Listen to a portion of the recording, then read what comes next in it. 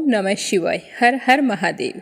आज दुर्गा माता के भक्तों के लिए प्रस्तुत है श्री दुर्गा सप्तशती का संपूर्ण पाठ। दुर्गा सप्तशती का पाठ सुनने से हर प्रकार की चिंता दूर होती है, मुक्त में व झगड़े में विजय प्राप्त होती है, दुश्मनों से छुटकारा मिलता है, भक्ति शक्ति की प्राप्ति होती है, भय और संदेह का निवारण होता है, हर मनोकामना पूरी होती है, अपने काम में लाभ व सुख समृद्धि की प्राप्ति तथा मान सम्मान की प्राप्ति के लिए दुर्गा सप्तशती का पाठ पढ़ा या सुना जाता है। तो आज अपने सुनते हैं दुर्गा सप्तशती का संपूर्ण पाठ। तो आप सभी इस पाठ को श्रद्धा भाव से पूरा सुनना। पाठ शुरू करने से पहले कमेंट बॉक्स में दुर्गा माता की जय हो जरूर लिखना। और अगर आपने मीरा भक्ति स्टोरी चैनल को सब्सक्राइब नहीं किया है तो जरूर करना। प्रेम से बोलो दुर्गा माता के समस्त स्वरूपों की जय हो। हे माँ दुर्गा, आज हम आपके दुर्गा सप्तशती का पाठ कर रहे हैं। इसके लिए आप हमें इजाज़त दें ताकि हम इस पाठ को भली भांति पढ़ सकें, हमारी मनोकामना पूर्ण हो, हमारे जीवन में सुख सौभाग्य का वास हो, ये आशीर्वाद दें। शुरू करते हैं पहले अध्याय से। बोलो दुर्गा माता की जय हो। एक समय की बात है कि एक गांव में ब्राह्मण दंपति रहा करते थे। उनके कोई संतान नहीं थी। इसी वजह से वे दोनों पति पत्नी बहुत ही दुखी रहते थे। ब्राह्मण ने कई यत्न किए, पूजा पाठ की, पर उन्हें संतान की प्राप्ति नहीं हुई। ब्राह्मण सोचने लगा कि बिना पुत्र के तो जीवन व्यर्थ है। अगर हमारे वंश में पुत्र प्राप्ति नहीं हुई तो हमारा उद्धार कैसे होगा? हमारे मरने के बाद में हमारा तर्पण कौन करेगा और हमें मोक्ष की प्राप्ति कैसे होगी? इसी तरह दुखी होकर ब्राह्मण एक दिन घर छोड़कर वन में चला गया और वहां जाकर गणेश जी भगवान की पूजा करने लगा।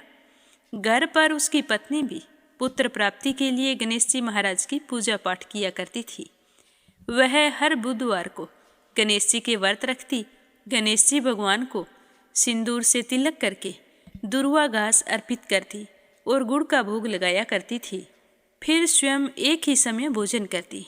भोजन में नमक नहीं खाती थी। पूरे नियमों का पालन करते हुए वह गणेश जी के व्रत किया करती थी। एक दिन की बात है कि वह ब्राह्मणी पानी लाने के लिए कुएं पर जा रही थी, तो रास्ते में गणेश जी का मंदिर पड़ता था। तो वहां पर कई महिलाएं इकट्ठी होकर पूजा कर रही थी। तो वह सोचने लगी कि आज बुधवार नहीं है, फिर भी सारी औरतें इकट्ठी होकर यहाँ क्या कर रही है। तो वह यह सोचकर घड़े को मंदिर के बाहर रखकर मंदिर के अंदर चली गई और वहां जाकर उन औरतों से पूछने लगी कि बहनों, आज आप यहाँ पर क्या कर रही हैं? तो वे कहने लगी कि आज विनायक चतुर्थी है और हम व्रत रखकर गणेश जी की पूजा कर रही हैं। तो उसने कहा कि इसके करने से क्या फल मिलता है? तो वो कहने लगी कि इस व्रत को करने से मन की मुराद पूरी होती है। गणेश जी भगवान हमारे जीवन में आने वाले सारे विघ्नों को दूर करके हमारे समस्त कार्यों को पूर्ण कर देते हैं। निर्धन को धन देते हैं, अंधे को आंख देते हैं, बांझन को पुत्र देते हैं, मन की सारी मनोकामनाएं पूर्ण करते हैं।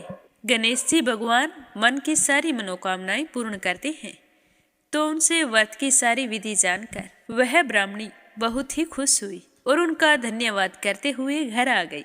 फिर उसने भी उसी दिन गणेश जी भगवान का व्रत रखा और पूरे विधि विधान से गणेश जी की पूजा अर्चना करके गणेश जी भगवान से एक पुत्र की कामना की। तो भगवान उसके व्रत से बहुत ही प्रसन्न हुए।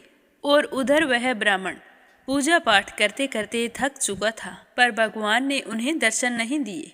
उसने कठिन से कठिन तपस्या की, यहाँ तक कि खाना पीना भी छोड़ दिया। तो एक दिन तपस्या करते करते कमजोरी के कारण वो बेहोश हो गया। तभी उसे गणेश जी भगवान ने दर्शन दिए और कहा कि हे ब्राह्मण, मैं तुम्हारी पूजा पाठ और भक्ति से बहुत प्रसन्न हूँ। तुम घर जाओ, तुम्हारी पत्नी तुम्हारी राह देख रही है। तो ब्राह्मण कहने लगा कि हे गणेश जी भगवान, मैंने घर जाने के लिए आपकी तपस्या नहीं की है, आप मुझ पर प्रसन्न होइए। तो गणेश जी भगवान ने कहा कि तुम्हारी कामना अवश्य पूर्ण होगी। मैं तुम्हारी और तुम्हारी पत्नी की भक्ति से बहुत ही प्रसन्न हूँ। अब तुम घर जाओ और बहुत ही जल्द तुम्हें पुत्र रतन की प्राप्ति होगी, जो तुम्हारा नाम रोशन करेगा। तो यह सुनकर ब्राह्मण देवता बहुत ही खुश हुए और वहाँ से खड़े होकर जल्दी जल्दी अपने घर आ गए। तो अपने पति को घर आया देखकर ब्राह्मणी बहुत ही खुश हुई और विनायक चतुर्थी व्रत के बारे में अपने पति को बताया। तो दोनों पति पत्नी ने मिलकर विनायक चौथ के व्रत करने शुरू कर दिए। तो गणेश जी भगवान की कृपा से ब्राह्मणी ने 10वें महीने बहुत ही सुंदर पुत्र को जन्म दिया। तो पुत्र रतन पाकर दोनों पति पत्नी बहुत ही खुश हुए। इस तरह जो भी व्यक्ति सच्चे मन से गणेश जी भगवान की पूजा अर्चना करता है उसकी मनोकामना अवश्य पूर्ण होती है। अगर हम गणेश मंदिर में जाकर अपनी मनोकामना भगवान को बताते हैं और मनोकामना पूरी होने पर वहाँ वापिस आने का वादा करते हैं तो भगवान गणेश हमारी कोई भी मनोकामना हो वो अवश्य पूर्ण करते हैं। मनोकामना पूर्ण होने के बाद में हमें पुनः गणेश मंदिर जाकर जितना भी चढ़ावा हमने बोला है वो श्रद्धा भाव से करके आना चाहिए। बोलो गणेश जी महाराज की जय हो। कमेंट बॉक्स में जय माता दी जरूर लिखना। बोलिए दुर्गा माता की जय हो। महर्षि मार्कंडेय जी बोले कि सूर्य के पुत्र सावर्णी की उत्पत्ति की कथा विस्तार पूर्वक कहता हूँ, ध्यान पूर्वक सुनो। सावर्णी महामाया की कृपा से जिस प्रकार मनवंतर के स्वामी हुए उसका भी हाल सुनो। पहले के समय में सुआरोचिस नामक राज्य था। वह प्रजा को अपने पुत्र के समान मानते थे, तो भी कोला विध्वंसी राजा उनके शत्रु बन गए। दुष्टों को दंड देने वाले राजा सूरत की उनके साथ लड़ाई हो गई। कोला विध्वंसियों की संख्या में कम होने पर भी राजा सूरत युद्ध में उनसे हार गए। तब वह अपने नगर में आ गई। अब उनके पास सिर्फ अपना ही राज्य बचा था और उसी देश के राजा होकर राज्य करने लगे, किंतु उनके शत्रुओं ने उन पर वहाँ भी हमला कर दिया। राजा को बलहीन देखकर उसके दुष्ट मंत्रियों ने राजा की सेना और खजाना अपने अधिकार में कर लिया। राजा सूरत अपने राज्य अधिकार को हारकर शिकार खेलने के बहाने घोड़े पर सवार होकर वहाँ से एक भयंकर वन की ओर चल पड़े। उसी वन में उन्होंने महर्षि मेधा का आश्रम देखा। वहाँ महर्षि मेधा अपने शिष्यों तथा मुनियों से सुशोभित बैठे हुए थे और वहाँ कितने ही हिंसक जीव परम शांति भाव से रहते थे। तो राजा सूरत ने महर्षि मेधा को प्रणाम किया और महर्षि ने भी उनका उचित सत्कार किया। राजा सूरत महर्षि के आश्रम में कुछ समय तक ठहरे रहे। अपने नगर की ममता के आकर्षण से राजा अपने मन में सोचने लगे कि पूर्व काल में पूर्वजों ने जिस नगर का पालन किया था वह आज मेरे हाथ से निकल गया है। मेरे दुष्ट एवं दुरात्मा मंत्री मेरे राज्य का ना जाने क्या हाल कर रहे होंगे। मेरे नगर की धर्म से रक्षा कर रहे हैं या नहीं कर रहे। मेरा प्रधान हाथी जो सदा मद की वर्षा करने वाला और सूरवीर था वो आज मेरे दुश्मनों के हाथों में है। ना जाने बेचारा किस तरह के दुख भोग रहा होगा। मेरे आज्ञाकारी नौकर जो मेरी कृपा से धन और भोजन पाने से सदैव सुखी रहा करते थे और सदैव मेरे पीछे पीछे चलते थे, अब वह निश्चय ही दुष्ट राजाओं का अनुसरण करते होंगे। ना चाहते हुए भी उन्हें वो काम करने पड़ रहे होंगे जो वो कभी करना ही नहीं चाहते थे। मैंने जो इतनी मुश्किल से धन इकट्ठा किया था उसे मेरे दुष्ट और दुरात्मा मंत्री मिलकर सारे खजाने को खत्म कर देंगे। तो इस प्रकार बहुत सी बातें सोचता हुआ राजा लगातार दुखी रहने लगा। एक दिन राजा सूरत ने महर्षि मेधा के आश्रम के निकट एक वेश्या को देखा।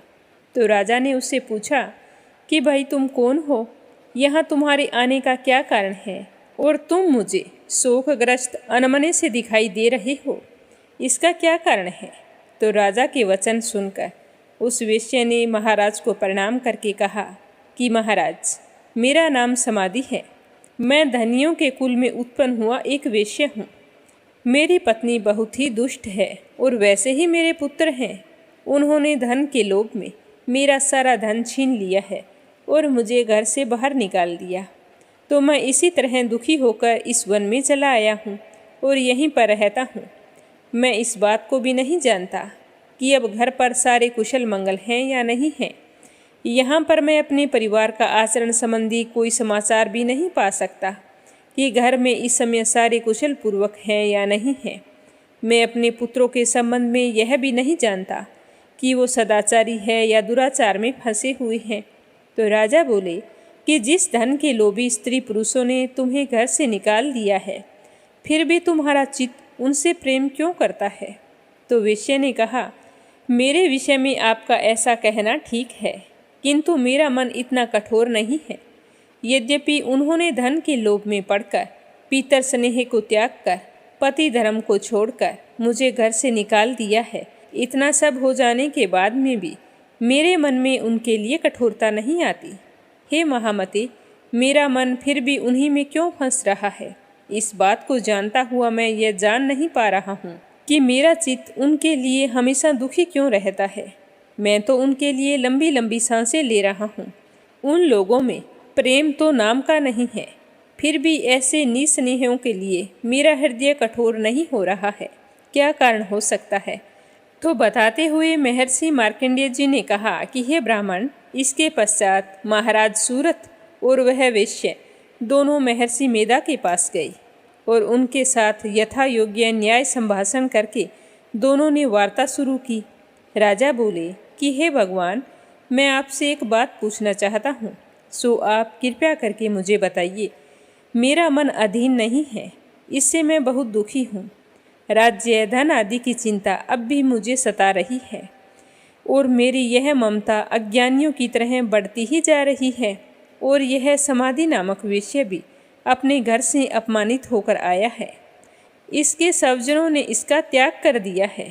स्वजनों का त्यागा हुआ भी उनसे हार्दिक प्रेम रखता है और हर समय उन्हीं की बात करता है, उन्हीं की चिंता में रहता है।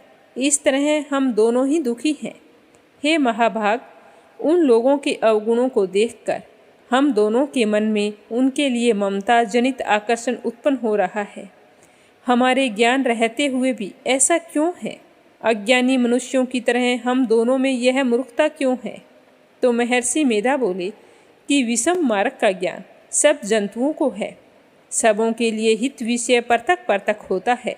कुछ प्राणी दिन में नहीं देखते और कुछ रात को नहीं देखते, परंतु कई जीव ऐसे होते हैं जो दिन तथा रात दोनों में देख सकते हैं। यह सत्य है कि मनुष्यों में ज्ञान प्रदान है, किंतु केवल मनुष्य ही ज्ञानी नहीं होता। पशु पक्षी आदि सभी ज्ञान रखते हैं। जैसे यह पशु पक्षी ज्ञानी है, वैसे ही मनुष्यों का ज्ञान है, और जो ज्ञान मनुष्यों में वैसे ही पशु पक्षियों में है, तथा अन्य बातें भी दोनों में एक जैसी पाई जाती है। ज्ञान होने पर भी इन पक्षियों की ओर देखो, जो अपने भूख से पीड़ित बच्चों की चोंच में कितने प्रेम भाव से अन्न के दाने डालते हैं। हे राजन, ऐसा ही प्रेम मनुष्यों में अपनी संतान के प्रति भी पाया जाता है। लोभ के कारण अपने उपकार का बदला पाने के लिए मनुष्य पुत्रों की इच्छा करते हैं और इस प्रकार मोह के खड्डे में गिरा करते हैं। भगवान श्री हरि की जो माया है, उसी से यह संसार मोहित हो रहा है। इसमें आश्चर्य की कोई बात नहीं है, क्योंकि वह भगवान विष्णु की योग निद्रा है। यह माया ही तो है जिसके कारण संसार मोह में जकड़ा हुआ है। यही महामाया भगवती देवी ज्ञानियों के चित्त को बलपूर्वक खींचकर मोह में डाल देती है। उसी के द्वारा संपूर्ण जगत की उत्पत्ति होती है। यही भगवती देवी प्रसन्न होकर मनुष्यों को मुक्ति प्रदान करती है। यही संसार के बंधन का कारण है तथा संपूर्ण ईश्वरों की स्वामिनी है। महाराज सूरत ने पूछा कि भगवान, वह देवी कौन सी है जिसको आप महामाया कहते हैं? हे ब्राह्मण, वह कैसे उत्पन्न हुई और उसका कार्य क्या है? उसके चरित्र कौन कौन से हैं? प्रभु, उसका जैसा प्रभाव हो, जैसा स्वरूप हो, सब कुछ मुझे कृपा करके बताइए, मैं आपसे सुनना चाहता हूँ। तो महर्षि मेधा बोले कि राजन, वह देवी तो नित्य स्वरूपा है। उसके द्वारा यह संसार रचा गया है, तब भी उसकी उत्पत्ति अनेक प्रकार से होती है। वह सब आप मुझसे सुनो, मैं तुम्हें बताता हूँ। वह देवताओं का कार्य सिद्ध करने के लिए प्रकट होती है। उस समय वह उत्पन्न हुई कहलाती है। संसार को जलमय करके जब भगवान विष्णु योग निद्रा का आश्रय लेकर शेष शैया पर सो रहे थे, तब मधु केटभ नाम के दो असुर उनके कानों के मैल से प्रकट हुए। वह श्री ब्रह्मा जी को मारने के लिए तैयार हो गए थे। श्री ब्रह्मा जी ने उन दोनों को अपनी ओर आते देखा और यह भी देखा कि भगवान श्री हरि विष्णु योग निद्रा का आश्रय लेकर सो रहे हैं। तो वह उस समय भगवान श्री हरि को जगाने के लिए उनके नेत्रों में निवास करने वाली योग निद्रा की स्तुति करने लगे। श्री ब्रह्मा जी ने कहा कि हे देवी, तुम ही स्वाहा, तुम ही स्वधा और तुम ही वष्टाकार हो। स्वर भी तुम्हारा ही स्वरूप है। तुम ही जीवन देने वाली सुधा हो। नित्य अक्षर पढ़ने में आकर उकार मकार इन तीनों में माताओं के रूप में तुम स्थित हो। इसके अतिरिक्त जो बिंद पथ अर्धमात्रा है, जिसका कि विशेष रूप से उच्चारण नहीं किया जा सकता, हे देवी, वह भी तुम ही हो। हे देवी, संध्या, सावित्री तथा परम जननी तुम ही हो। तुम इस विश्व को धारण करने वाली हो। तुमने ही इस जगत की रचना की है और तुम ही इस जगत का पालन करने वाली हो और तुम ही कल्प के अंत में सबको भक्षण करने वाली हो। हे देवी, जगत की उत्पत्ति के समय तुम सृष्टि रूपा होती हो, पालन काल में स्थित रूपा हो और कल्प के अंत में संहार रूप धारण कर लेती हो। तुम ही महाविद्या, महामाया, महामेधा, महारात्रि और मोहरात्रि हो। श्री ईश्वरी और बोध स्वरूपा बुद्धि भी तुम ही हो। लज्जा, पुष्टि, तुष्टि, शांति और क्षमा भी तुम ही हो। तुम खड़ग धारिणी, शूल धारिणी, घोर रूपा तथा गदा, चक्कर, शंख और धनुष को धारण करने वाली हो। बाण, भुषुंडी और परिधि भी यह तुम्हारे ही अस्त्र हैं। तुम सौम्य और सौम्यतर हो। यही नहीं बल्कि जितनी भी सौम्य और सुंदर वस्तुएं इस संसार में हैं, उन सब से बढ़कर तुम सुंदर हो। पर और अपर सब पर रहने वाली सुंदरी तुम ही हो। हे सर्वस्वरूपे देवी, जो भी सअस्त पदार्थ हैं, उनमें जो शक्ति है वो तुम ही हो। ऐसी अवस्था में भला तुम्हारी स्तुति कौन कर सकता है। इस संसार की सृष्टि, पालन और संहार करने वाले जो भगवान हैं, उनको भी जब तुमने निद्रा के वशीभूत कर दिया है, फिर तुम्हारी स्तुति कौन कर सकता है। मुझे भगवान विष्णु तथा भगवान शंकर के शरीर को धारण कराने वाली तुम ही हो। तुम्हारी स्तुति करने की शक्ति किसमें है। हे देवी, तुम तो अपने इस उदार प्रभावों के कारण ही प्रशंसनीय हो। मधु और कैटब जो भयंकर असुर हैं, इन्हें मोह में डाल दो और भगवान श्री हरि विष्णु को भी जल्दी से जगा दो और उनमें इनको मार डालने की बुद्धि भी उत्पन्न कर दो। महर्षि मेधा कहने लगे कि हे राजन, जब श्री ब्रह्मा जी ने देवी की इस प्रकार स्तुति करके भगवान को जगाने तथा मधु कैटब का वध करने के लिए कहा, तो वह भगवान श्री हरि विष्णु के नेत्र, मुख, नासिका, बाहु, हृदय और वक्षस्थल से निकल ब्रह्मा जी के सामने खड़ी हो गई। उनका ऐसा करना था कि भगवान श्री हरि विष्णु तुरंत ही जाग उठे और दोनों असुरों को देखा, जो कि अत्यंत बलवान और पराक्रमी थे और क्रोध के मारे जिनके नेत्र लाल हो रहे थे और जो ब्रह्मा जी का वध करने के लिए तैयार थे। तब क्रुद्ध होकर उन दोनों दुरात्माओं असुरों के साथ भगवान श्री हरि विष्णु पूरे 5000 वर्ष तक लड़ते रहे। एक तो वह अत्यंत बलवान तथा पराक्रमी थे, दूसरी महामाया ने उन्हें मोह में डाल रखा था। अतः वह श्री भगवान से कहने लगे कि हम दोनों तुम्हारी वीरता से अत्यंत प्रसन्न हैं, तुम हमसे कोई वरदान मांग लो। तो भगवान ने कहा कि यदि तुम मुझ पर प्रसन्न हो तो तुम दोनों मेरे हाथों से मर जाओ। बस इतना सा वर मैं तुमसे मांगता हूँ। यहाँ दूसरे वर से क्या प्रयोजन है। तो महर्षि मेधा बोले कि इस तरह से जब वह धोखे में आ गई तो अपने चारों ओर जल ही जल देखा, तो भगवान श्री हरि से कहने लगे कि जहाँ पर जल ना हो, सूखी जमीन हो, वहाँ पर हमारा वध किया जाए। तो महर्षि मेधा कहते हैं कि तथास्तु कहकर भगवान श्री हरि विष्णु ने उन दोनों को अपनी जांग पर लिटाकर उन दोनों के सर काट डाले। इसी तरह से यह देवी श्री ब्रह्मा जी की स्तुति करने पर प्रकट हुई थी। अब मैं तुमसे उनके प्रभाव का वर्णन करता हूँ, सो ध्यानपूर्वक सुनना। महर्षि मेधा बोले कि प्राचीन काल में देवताओं और असुरों में पूरे 100 वर्षों तक घोर युद्ध हुआ था और देवराज इंद्र देवताओं के नायक थे। इस युद्ध में देवताओं की सेना परास्त हो गई थी और इस प्रकार संपूर्ण देवताओं को जीतकर महिषासुर इंद्र बन बैठा था। युद्ध के पश्चात हारे हुए देवता प्रजापति श्री ब्रह्मा जी को साथ लेकर उस स्थान पर पहुँचे जहाँ पर कि भगवान शंकर विराजमान थे। देवताओं ने अपनी हार का सारा वृतांत भगवान श्री विष्णु और शंकर जी से कह सुनाया। वह कहने लगे कि हे प्रभु, महिषासुर सूर्य, चंद्रमा, इंद्र, अग्नि, वायु, यम, वरुण तथा अन्य देवताओं के सब अधिकार छीनकर सबका अधिष्ठाता स्वयं बन बैठा है। उसने सारे देवताओं को स्वर्ग से निकाल दिया है। सारे देवतागण मनुष्यों की तरह पृथ्वी पर विचर रहे हैं। दैत्यों की सारी करतूत हमने आपको सुना दी है और आपकी शरण में इसीलिए आए हैं कि आप उनके वध का कोई उपाय सोचें। तो देवताओं की बात सुनकर भगवान श्री हरि विष्णु और शंकर जी को दैत्यों पर बड़ा ही गुस्सा आया। उनकी भौहें तन गई और गुस्से से आंखें लाल हो गई।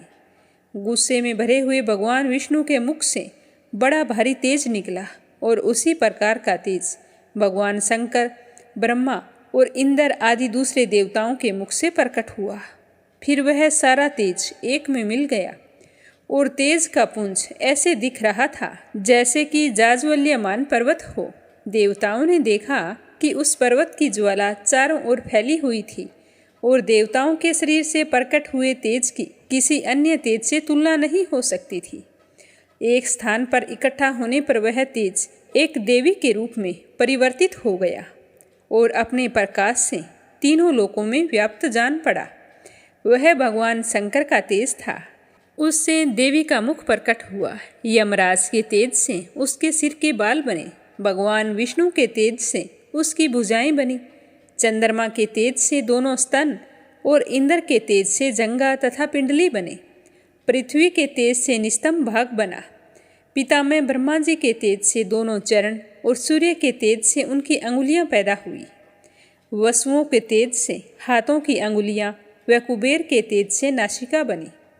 प्रजापति के तेज से उसके दांत और अग्नि के तेज से उनके नेत्र बने। संध्या के तेज से उसकी भौहें और वायु के तेज से उनके कान प्रकट हुए। इस प्रकार उस देवी का प्रादुर्भाव हुआ था। महिषासुर से पराजित देवता उस देवी को देखकर अत्यंत प्रसन्न हुई। भगवान शंकर ने अपने त्रिशूल में से एक त्रिशूल निकालकर उस देवी को दे दिया और भगवान विष्णु ने अपने चक्कर में से एक चक्कर निकालकर उस देवी को दिया। वरुण ने देवी को शंख भेंट किया। अग्नि ने इसे शक्ति दी। वायु ने उसे धनुष और बाण दिए। सहस्त्र नेत्रों वाले श्री देवराज इंद्र ने उसे अपने वज्र से उत्पन्न करके एक वज्र दिया और ऐरावत हाथी का एक घंटा उतारकर देवी को भेंट कर दिया। यमराज ने उसे काल दंड में से एक दंड दिया। वरुण ने उसे पास दिया। प्रजापति ने उस देवी को सफाटिक की माला दी और पितामह ब्रह्मा जी ने कमंडलू दिया। सूर्य ने देवी के समस्त रोमों में अपनी किरणों का तेज भर दिया। काल ने उसे चमकती हुई ढाल और तलवार दी और साथ में उज्ज्वल हार, दिव्य वस्त्र उसे भेंट किए और इनके साथ साथ उसने दिव्य चूड़ामणि दी। 2 कुंडल, कंकण, उज्ज्वल अर्धचंद्र, बाहों के लिए बाजूबंद, चरणों के लिए नूपुर, गले के लिए सुंदर हंसली और अंगुलियों के लिए रत्नों की बनी हुई अंगूठियां उसे दी। विश्वकर्मा ने उनको फरसा दिया और उसके साथ ही कई प्रकार के अस्त्र और अभेद कवच दिए। इसके अतिरिक्त कभी ना कुम्हलाने वाले सुंदर कमलों की मालाएं भेंट की। समुंदर ने सुंदर कमल का फूल भेंट किया। हिमालय ने सवारी के लिए सिंह और तरह तरह के रतन देवी को भेंट किए। यक्षराज कुबेर ने मधु से भरा हुआ पात्र और शेष नाग ने उन्हें बहुमूल्य मणियों से विशोभित नागहार भेंट किया। इसी तरह दूसरे देवताओं ने भी उसे आभूषण और अस्त्र देकर उनका सम्मान किया। इसके पश्चात देवी ने उच्च स्वर से गर्जना की। उसके इस भयंकर नाद से आकाश गूंज उठा। देवी का वह उच्च स्वर से किया हुआ सिंहनाद समा न सका। आकाश उनके सामने छोटा प्रतीत होने लगा। उससे भी बड़े जोर की प्रतिध्वनि हुई, जिससे समस्त विश्व में हलचल मच गई। समुद्र कांप उठे, पृथ्वी डोलने लगी और सब के सब पर्वत हिलने लगे। देवताओं ने उस समय प्रसन्न होकर सिंह वाहिनी जगतमयी देवी से कहा कि हे देवी, तुम्हारी जय हो। इसके साथ महर्षियों ने भी भक्ति भाव से विनम्र होकर उनकी स्तुति की। संपूर्ण त्रिलोकी शोक मगन देखकर दैत्यगण अपनी सेनाओं को साथ लेकर और हथियार आदि सजाकर उठ खड़े हुए। महिषासुर के क्रोध की कोई सीमा नहीं रही। उसने क्रोध में भरकर कहा कि यह सब क्या उत्पात है। फिर वह अपनी सेना के साथ उस ओर दौड़ा जिस ओर से भयंकर नाद का शब्द सुनाई दे रहा था, और आगे पहुंचकर उसने देवी को देखा जो कि अपनी प्रभा से तीनों लोकों को प्रकाशित कर रही थी। उसके चरणों के बाहर से पृथ्वी दबी ही जा रही थी। माथे के मुकुट से आकाश में एक रेखा बन रही थी और उसके धनुष की टंकार से सब लोग क्षुब्ध हो रहे थे। देवी अपनी सहस्त्र भुजाओं को संपूर्ण दिशाओं में फैलाए हुए खड़ी थी। इसके पश्चात उनका दैत्यों के साथ युद्ध छिड़ गया। कई प्रकार के अस्त्र शस्त्र से सब दिशाएं उदासित होने लगी। महिषासुर की सेना का सेनापति चिक्षुर नाम का एक महान असुर था। वह आगे बढ़कर देवी के साथ युद्ध करने लगा। दूसरे दैत्यों की चतुरंगी सेना साथ लेकर चामर भी लड़ने लगा और 60,000 महारथियों को साथ लेकर उदगर नामक महादैत्य आकर युद्ध करने लगा। महाहनु नामक असुर 1 करोड़ रथियों को साथ लेकर, असीलोमा नामक असुर 5 करोड़ सैनिकों को साथ लेकर युद्ध करने लगा। वास्कल नामक असुर 60 असुरों के साथ युद्ध में आ डटा। विडाल नामक जो असुर था वह 1 करोड़ रथियों सहित लड़ने को तैयार था। इन सब के अतिरिक्त और भी हजारों असुर हाथी और घोड़े साथ लेकर लड़ने लगे। इसके पश्चात महिषासुर करोड़ों रथों, हाथियों और घोड़ों सहित वहां आकर देवी के साथ लड़ाई करने लगा।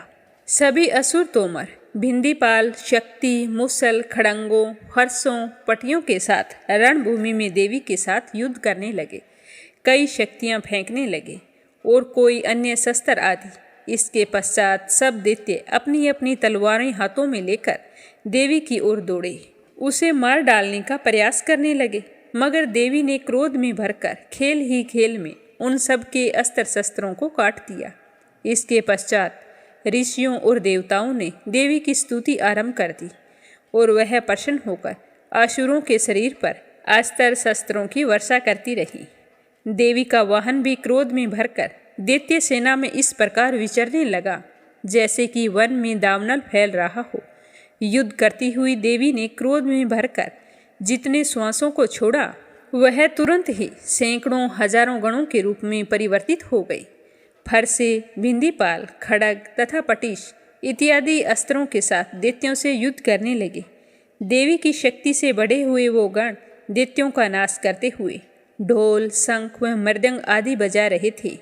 उसके बाद देवी ने त्रिशूल, गदा, शक्ति, खड़ग इत्यादि से सहस्त्र असुरों को मार डाला और कितनों को ही घंटे की भयंकर आवाज से ही यमलोक पहुंचा दिया और कितने ही असुरों को अपनी पास में बांधकर पृथ्वी पर घसीटा। कितनों को ही अपनी तलवार से टुकड़े टुकड़े कर दिए और ना जाने कितनों को गदा की चोट से धरती पर सुला दिया। कई दैत्य मुसल की मार से घायल होकर रक्त वमन करने लगे। कई सूल से छाती फट जाने के कारण पृथ्वी पर लेट गई। कितनों की बाणों से कमर टूट गई। देवताओं को पीड़ा देने वाले दैत्य कट कट कर मरने लगे। ना जाने कितनों की बाहें अलग हो गई, कितनों की ग्रीवाएं कट गई और कईयों के सिर कटकर दूर भूमि पर लुढ़क गए।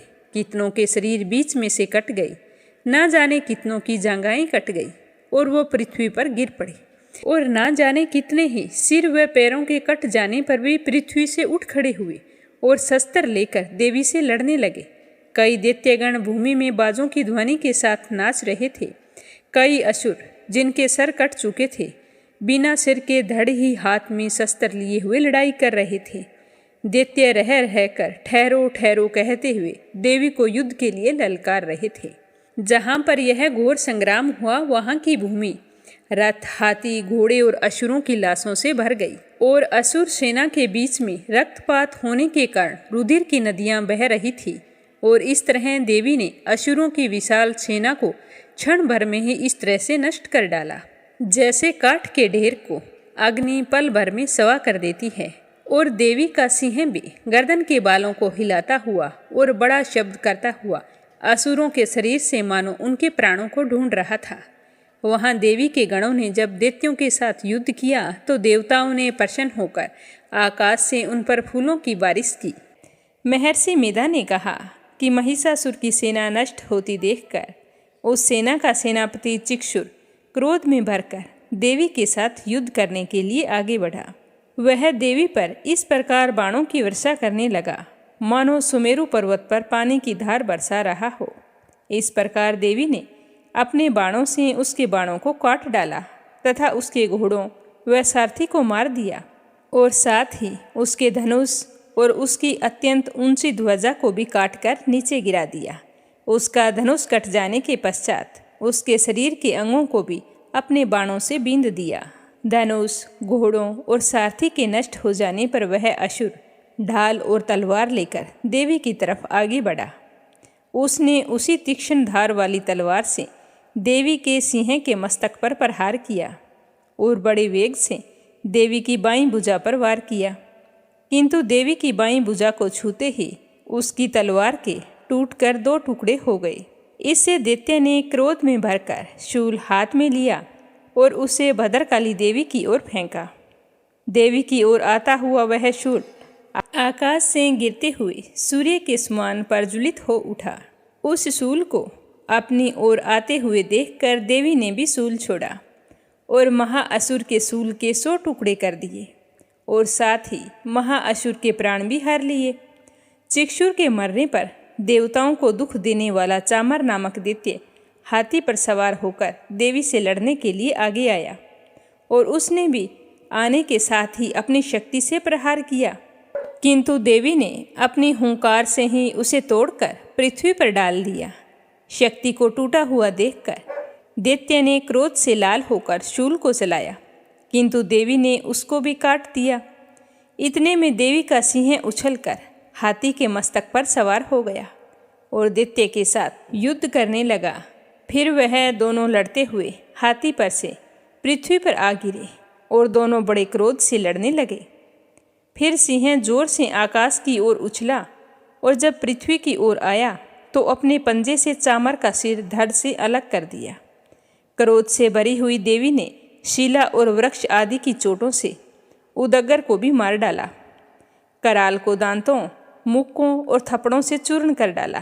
क्रोधित हुई देवी ने गदा के प्रहार से उद्धत्य दैत्य को मार गिराया। भिंदीपाल से वाष्पकल को, बाणों से तामर तथा अंधक को मौत के घाट उतार दिया।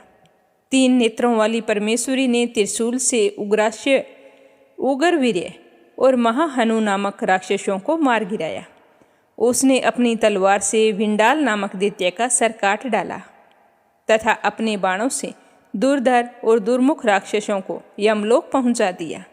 इस प्रकार जब महिषासुर ने देखा कि देवी ने मेरी सेना को नष्ट कर दिया है तो वह भैंसे का रूप धारण करके देवी के गणों को दुख देने लगा।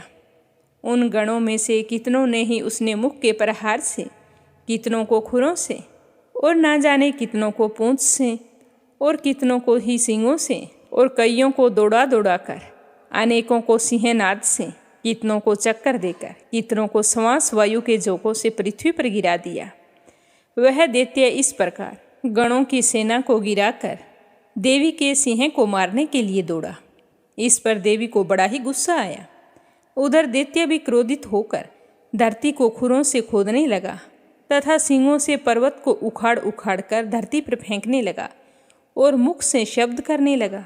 महिषासुर के वेग से चक्कर देने के कारण पृथ्वी क्षुब्ध होकर फटने लगी। उसकी पूंछ से टकराकर समुद्र चारों ओर फैलने लगा। हिलते हुए सींगों के मेघ खंड खंड हो गए और संवास से आकाश में उड़ते हुए पर्वत फटने लगे।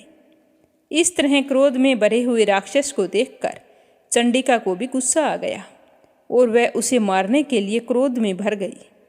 देवी ने पास फेंककर दैत्य को बांध लिया और उसने बंध जाने पर दैत्य का रूप त्याग दिया और सिंह का रूप बना लिया। ज्यों ही देवी उसका सर काटने के लिए तैयार हुई तो उसने पुरुष का रूप बना लिया जो कि हाथ में तलवार लिए हुए था। तो यह देखकर देवी ने तुरंत ही अपने बाणों के साथ उस पुरुष को उसकी तलवार ढाल सहित बींध डाला। इसके पश्चात वह हाथी के रूप में दिखाई देने लगा और अपनी लंबी सूंड से देवी के सिंह को खींचने लगा और जोर जोर से गरजने लगा। देवी ने अपनी तलवार से उसकी सूंड काट डाली। तब राक्षस ने एक बार फिर भैंसे का रूप धारण कर लिया। पहले की तरह चर अचर जीव सहित समस्त त्रिलोकी को व्याकुल करने लगा। इसके पश्चात क्रोध में भरी हुई देवी बारंबार उत्तम मधु का पान करने लगी और लाल लाल नेत्र करके हंसने लगी। उधर बलवीर्य तथा मद से क्रोधित हुआ दैत्य भी गरजने लगा। अपने सींगों से देवी पर पर्वत को फेंकने लगा। देवी अपने वाणों से उसके फेंके हुए पर्वतों का चूर्ण करती हुई बोली कि अरे ओ मूढ़, जब तक मैं मधुपान कर रही हूँ तब तक तुम गर्ज ले। इसके पश्चात मेरे हाथों तेरी मृत्यु होने वाली है। तेरी मृत्यु हो जाने के बाद में सारे देवता गरजेंगे। यूँ कहकर देवी उछलकर उस दैत्य पर जा चढ़ी और उसको अपने पैर से दबाकर शूल से उसके गले पर आघात किया। देवी के पैर से दबने पर भी दैत्य अपने दूसरे रूप से अपने मुख से बाहर होने लगा। वह अभी आधा ही बाहर निकला था कि देवी ने अपने प्रभाव से उसे रोक दिया। जब वह आधा निकला हुआ ही दैत्य युद्ध करने लगा तो देवी ने अपनी तलवार से उसका सर काट दिया। उसका सर कटा हुआ देखकर सारी राक्षसी सेना हाहाकार करती हुई वहां से भाग खड़ी हुई और सारे देवता अत्यंत प्रसन्न हुए तथा ऋषियों महर्षियों सहित देवी की स्तुति करने लगे। जिस देवी ने अपनी शक्ति से यह जगत व्याप्त किया है और जो संपूर्ण देवताओं तथा महर्षियों की पूजनीय है, उस अंबिका को हम भक्तिपूर्वक नमस्कार करते हैं। वह हम सबका कल्याण करें। जिस अतुल प्रभाव और बल का वर्णन भगवान विष्णु, शंकर और ब्रह्मा जी भी नहीं कर सकते, वही चंडिका देवी इस संपूर्ण जगत का पालन करे और अशुभ का नाश करे। पुण्य आत्माओं के घरों में तुम स्वयं लक्ष्मी रूप हो और पापियों के घरों में तुम अलक्ष्मी रूप हो और सतकुल में उत्पन्न होने वालों के लिए तुम लज्जा रूप होकर उनके घरों में निवास करती हो। हम दुर्गा भगवती को नमस्कार करते हैं। हे देवी, इस विश्व का पालन करो। हे देवी, हम तुम्हारे अचिंतनीय रूप का किस प्रकार वर्णन करें। असुरों का नाश करने वाले भारी पराक्रम तथा समस्त देवताओं और दैत्यों के विषय में जो तुम्हारे पवित्र चरित्र हैं, हम उनका किस प्रकार वर्णन करें। हे देवी, त्रिगुणात्मिका होने पर भी तुम संपूर्ण जगत की उत्पत्ति का कारण हो। हे देवी, भगवान विष्णु, शंकर आदि किसी भी देवता ने तुम्हारा पार नहीं पाया। तुम सबकी आश्रय हो। यह संपूर्ण जगत तुम्हारा ही अंश रूप है, क्योंकि तुम सबकी आदिभूत प्रकृति हो। हे देवी, तुम्हारे जिस नाम के उच्चारण से संपूर्ण यज्ञों में सब देवता तृप्ति लाभ करते हैं, वह स्वहा तुम ही हो। इसके अतिरिक्त तुम पितरों की तृप्ति का कारण हो, इसीलिए सब आपको स्वधा कहते हैं।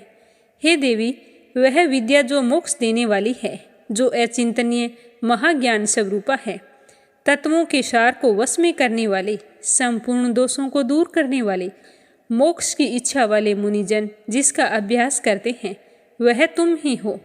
तुम वाणी रूप हो, दोष रहित, ऋग तथा यजुर्वेदों की एवं उद्गीत और सुंदर पदों के पाठ वाले सामवेद की आश्रय रूप तुम ही हो। तुम भगवती हो।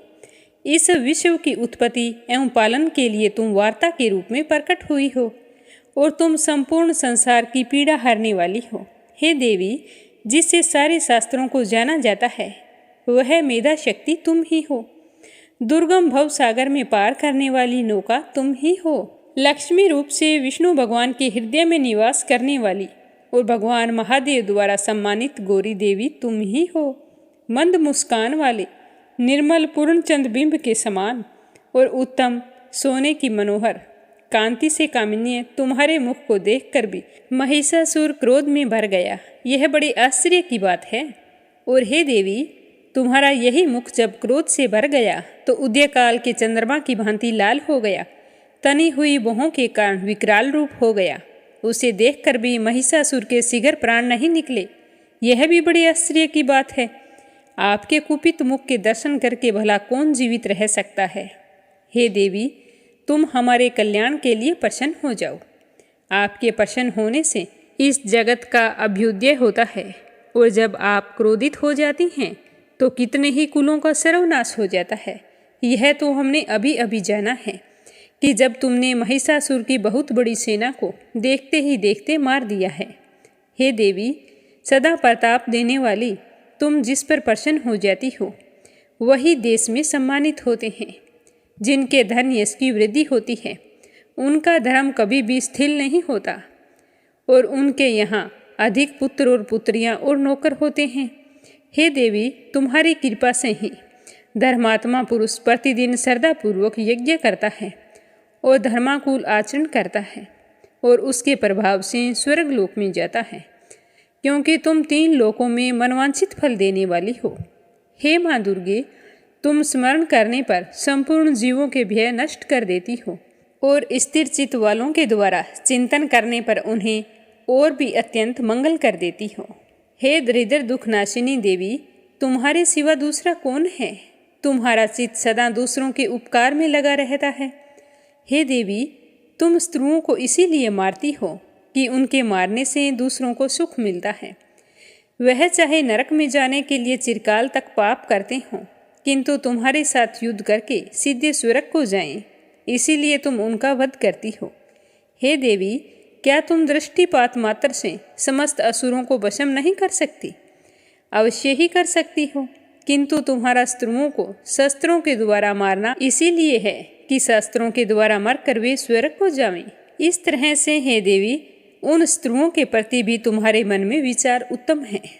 देवी, तुम्हारे उग्र खड़क की चमक से और त्रिशूल की नोक की कांति की किरणों से असुरों की आंखें फूट नहीं गई। उसका यह कारण था कि वे किरणों के शोभायमान तुम्हारे चंद्रमा के समान आनंद प्रदान करने वाले सुंदर मुख को देख रहे थे। हे देवी, तुम्हारा शील बुरे वृतांत को दूर करने वाला है और सबसे अधिक तुम्हारा रूप है, जो ना तो कभी चिंतन में आ सकता है और ना ही इसकी किसी दूसरों से तुलना की जा सकती है। तुम्हारा बल व पराक्रम स्त्रियों का नाश करने वाला है। इस तरह तुमने स्त्रियों पर दया प्रकट की है। हे देवी, तुम्हारे बल की किसके साथ बराबरी की जा सकती है तथा स्त्रियों को भय देने वाला इतना सुंदर रूप और किसका हो सकता है? हृदय में कृपा और युद्ध में निठुरता, यह दोनों बातें तीनों लोकों में केवल तुम में ही दिखाई देती है। हे माता, युद्ध भूमि में स्त्रियों को मारकर तुमने उन्हें स्वर्ग लोक में पहुंचाया है। इसी तरह तीनों लोकों की तुमने रक्षा की है तथा उन उन्मत्त असुरों से जो हमें भय था उसको तुमने दूर कर दिया है। तुमको हम नमस्कार करते हैं। हे देवी, तुम शूल तथा खड्ग से हमारी रक्षा करो, घंटे की ध्वनि और धनुष की टंकोर से हमारी रक्षा करो। हे चंडिके, आपने अपने शूल को घुमाकर पूर्व, पश्चिम, उत्तर तथा दक्षिण दिशा में हमारी रक्षा करो। तीनों लोकों में जो तुम्हारे सौम्य रूप हैं तथा घोर रूप हैं, उनसे हमारी रक्षा करो। इस पृथ्वी की रक्षा करो। हे अंबिका, आपके कर पलवों में जो खड्ग, शूल और गदा आदि शस्त्र शोभा पा रहे हैं, उनसे हमारी रक्षा करो। इस प्रकार जब सब देवताओं ने जगत माता भगवती देवी की स्तुति और नंदन वन के पुष्पों तथा गंध अनुलेपों द्वारा उनका पूजन किया और फिर सबने मिलकर सुगंधित व दिव्य पुष्पों द्वारा उनको सुगंधि निवेदन की, तब देवी ने प्रसन्न होकर कहा कि हे देवताओं, तुम सब मुझसे मनोवांछित वर मांगो। देवता बोले कि हे भगवती, तुमने हमारा सब कुछ कार्य कर दिया है, अब हमारे लिए कुछ भी मांगना शेष नहीं रहा, क्योंकि तुमने हमारे शत्रु महिषासुर को मार डाला है। हे महेश्वरी, इसके बाद भी तुम अगर कोई वरदान देना चाहती हो तो बस इतना सा वरदान दो कि जब जब हम आपका स्मरण करें तब तब आप हमारी विपत्तियों को हरने के लिए हमें दर्शन दिया करें। हे अंबिका, जो कोई भी तुम्हारी स्तुति करे तुम उनको वित्त समृद्धि और वैभव देने के साथ उनके धन और स्त्री आदि संपत्ति बढ़ाना और सदा प्रसन्न रहना। देवताओं ने जब जगत के लिए तथा अपने लिए इस प्रकार प्रसन्न किया तो तथास्तु कहकर देवी अंतर्ध्यान हो गई। जिस प्रकार तीनों लोकों का हित सहने वाली यह भगवती देवताओं के शरीर से उत्पन्न हुई थी, वह सारा वृतांत मैंने तुमसे कह दिया है और इसके पश्चात दुष्ट असुरों और शुभ निशुभ का वध करने और सब लोकों की रक्षा करने के लिए जिस प्रकार गौरी देवी के शरीर से उत्पन्न हुई थी, वह सारा वृतांत मैं तुम्हें सुनाता हूँ। ध्यानपूर्वक सुनना। महर्षि मेधा ने कहा कि पूर्व काल में शुंभ निशुंभ नामक असुरों ने अपने बल के मद से इंद्र का त्रिलोकी का राज्य और यज्ञों के भाग छीन लिए थे, और वह दोनों इस प्रकार सूर्य, चंद्रमा, धर्मराज और वरुण के अधिकार भी छीनकर स्वयं ही उनका उपयोग करने लगे थे। वायु और अग्नि का कार्य भी वही करने लगे थे, और इसके पश्चात उन्होंने जिन देवताओं का राज्य छीना था उनको अपने अपने स्थान से निकाल दिया। इस तरह अधिकार छीने हुए दैत्यों तथा दैत्यों द्वारा निकाले हुए देवता अपराजिता देवी का स्मरण करने लगे कि देवी, आपने हमको वर दिया था कि मैं आपकी सारी समस्या दूर करूंगी और आने वाली हर विपदा से आपकी रक्षा करूंगी, तो आप हमारे लिए प्रकट होइए। ऐसा विचार करके सारे देवता हिमालय पर चले गए और भगवती विष्णु माया की स्तुति करने लगे। देवताओं ने कहा कि देवी को नमस्कार है, शिव जी को नमस्कार है, प्रकृति और भद्रा को नमस्कार है। हम लोग रौद्र, नित्या और गौरी को नमस्कार करते हैं। ज्योत्सनामयी, चंद्ररूपिणी व सुख रूपा देने वाली को निरंतर नमस्कार है। शरणागतों का कल्याण करने वाली वृद्धि और सिद्धि रूपी देवी को हम बार बार नमस्कार करते हैं। और नैऋति राजाओं की लक्ष्मी तथा सर्वाणी को नमस्कार है। दुर्गों को, दुर्ग स्थलों को पार करने वाली दुर्गपारा को, सारा, सर्वकारिणी, ख्याति, कृष्ण और धूमर देवी को सदैव नमस्कार है। अत्यंत सौम्य तथा अत्यंत रौद्र रूपा को हम नमस्कार करते हैं। उन्हें हम बारंबार प्रणाम करते हैं। जगत की आधारभूत कृति देवी को बार बार नमस्कार करते हैं। जिस देवी को प्राणी मात्र विष्णु माया कहते हैं उसको नमस्कार है, उसको नमस्कार है, उसको नमस्कार है। जो देवी संपूर्ण प्राणियों में बुद्धि रूप से स्थित है उसको नमस्कार है, उसको नमस्कार है, उसको नमस्कार है। जो देवी सब प्राणियों में निद्रा रूप से विराजमान है उसको नमस्कार है, उसको नमस्कार है, उसको नमस्कार है। जो देवी संपूर्ण प्राणियों में क्षुधा रूप से विराजमान है उसको नमस्कार है, उसको नमस्कार है, उसको नमस्कार है। जो देवी संपूर्ण प्राणियों में छाया रूप से स्थित है उसको नमस्कार है, उसको नमस्कार है, उसको नमस्कार है। जो देवी सब प्राणियों में शक्ति रूप से स्थित है उसको नमस्कार है, उसको नमस्कार है, उसको नमस्कार है। जो देवी संपूर्ण प्राणियों में तृष्णा रूप से स्थित है उसको नमस्कार है, उसको नमस्कार है, उसको नमस्कार है। जो देवी सब प्राणियों में शांति रूप से स्थित है उसको नमस्कार है, उसको नमस्कार है, उसको नमस्कार है। जो देवी सब प्राणियों में जाति रूप से स्थित है उसको नमस्कार है, उसको नमस्कार है, उसको नमस्कार है। जो देवी सब प्राणियों में लज्जा रूप से स्थित है उसको नमस्कार है, उसको नमस्कार है, उसको नमस्कार है। जो देवी संपूर्ण प्राणियों में श्रद्धा रूप से स्थित है उसको नमस्कार है, उसको नमस्कार है, उसको नमस्कार है। जो देवी संपूर्ण प्राणियों में कांति रूप से स्थित है, जो देवी सब प्राणियों में लक्ष्मी रूप से स्थित है उसको नमस्कार है, उसको नमस्कार है, उसको नमस्कार है। जो देवी संपूर्ण प्राणियों में वृत्ति रूप से स्थित है उसको नमस्कार है, उसको नमस्कार है, उसको नमस्कार है। जो देवी सब प्राणियों में स्मृति रूप से विराजमान है उसको नमस्कार है, उसको नमस्कार है, उसको नमस्कार है। जो देवी सब प्राणियों में दया रूप से स्थित है उसको नमस्कार है, उसको नमस्कार है, उसको नमस्कार है। जो देवी सब प्राणियों में दृष्टि रूप से स्थित है उसको नमस्कार है, उसको नमस्कार है, उसको नमस्कार है। जो देवी संपूर्ण प्राणियों में मात्र रूप से स्थित है उसको नमस्कार है, उसको नमस्कार है, उसको नमस्कार है। जो देवी सब प्राणियों में भ्रांति रूप से स्थित है उसको नमस्कार है, उसको नमस्कार है, उसको नमस्कार है। जो देवी संपूर्ण प्राणियों में नित्य व्याप्त रहती है उसको नमस्कार है, उसको नमस्कार है, उसको नमस्कार है। जो देवी चैतन्य रूप से इस संपूर्ण जगत को व्याप्त करके स्थित है उसको नमस्कार है, उसको नमस्कार है, उसको नमस्कार है।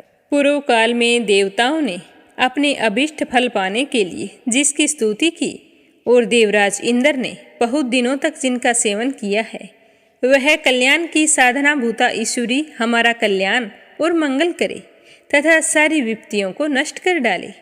असुरों के सताए हुए हम सारे देवता उस परमेश्वरी को इस समय नमस्कार करते हैं तथा जो भक्ति पूर्वक स्मरण किए जाने पर तुरंत ही विपत्तियों को नष्ट कर देती है, वह जगदम्बा इस समय भी हमारा मंगल करके हमारी सारी विपत्तियों को दूर करे। महर्षि मेधा कहने लगे कि हे राजन, इस प्रकार जब देवता स्तुति कर रहे थे तो उस समय पार्वती देवी गंगा में स्नान करने के लिए आई थी। तब उनके शरीर से प्रकट होकर शिवा देवी बोली, शंभु दैत्य के द्वारा स्वर्ग से निकले हुए और निशुंभ से हारे हुए यह देवता मेरी स्तुति कर रहे हैं।